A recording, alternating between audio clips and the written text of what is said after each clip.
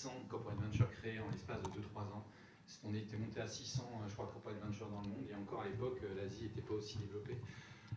Et par la suite, je crois dans les 2-3 années suivantes, le nombre était revenu à autour de 200, donc il y en a 400 qui avaient disparu.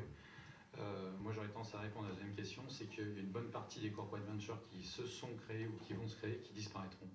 Mais ça, c'est assez classique. Quand on dit corporate, nouvelle initiative, quel que soit, c'est pas lié au venture, c'est qu'il y a beaucoup d'initiatives qui meurent. Et c'est le modèle de jugement d'un corporate, c'est qu'au bout de 3 ans, si ça n'a pas fait ses preuves, il y a peu de chances que ça survive. Voilà, nous on est à preuve qu'on a réussi à le faire, mais ça ne veut pas dire que dans 5 ans on sera encore là. On est dépendant quand même de la performance qu'on va délivrer.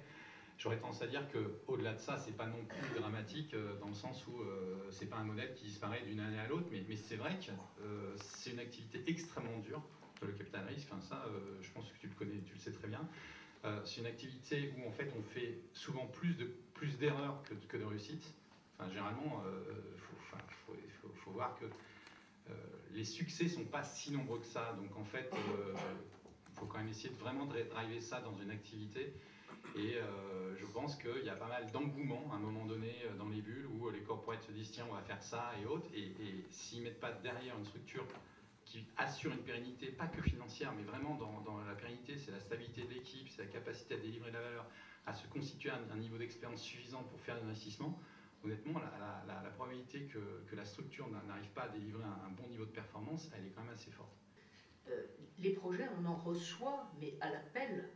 Et donc, les entrepreneurs viennent voir des fonds corporate pour qu'on les finance.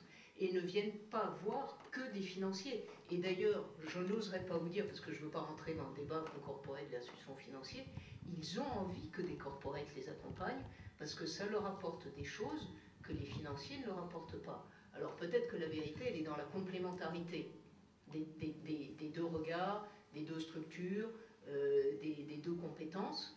Mais moi, certains viennent me voir en me disant « Vous êtes le spécialiste de la mobilité, je vous veux comme investisseur parce que vous allez m'apporter ça, ça, ça et ça. » Et je dis « Mais on n'est pas les seuls sur le marché. » Si, c'est vous que je veux. Alors, c'est très... Et j'ai pas fait de deal pour le moment, donc c'est très facile à dire. Donc maintenant, à moi de prouver que ce que demandent les entrepreneurs, je suis capable de leur apporter.